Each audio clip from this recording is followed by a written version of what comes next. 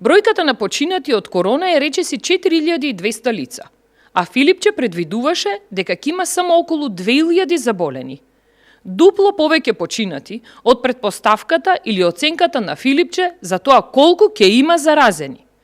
Филипче ја сгреши работата по сите основи, почнувајќи од проценка за заболени до организирање на здравствениот систем. За граѓаните пак воопшто не се мисли. Филипче и Заев целосно ги заборавија граѓаните, ама затоа им ставија приоритет на провизиите.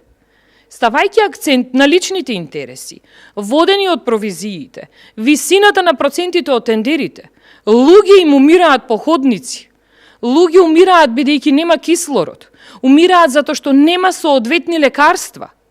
Сега веќе умираат бидејќи вакцинацијата секаде е започната на крајот на декември 2020, а кај нас со доцнење скоро 3 месеци. Затоа Филипче доста беше забава, доста беше возење со мотори, хеликоптери, доста беше бркање провизии. Затоа да излеземе утре на протест во 11 часот пред Министерството за здравство. Протест под мотото да го измиеме срамот на Филипче.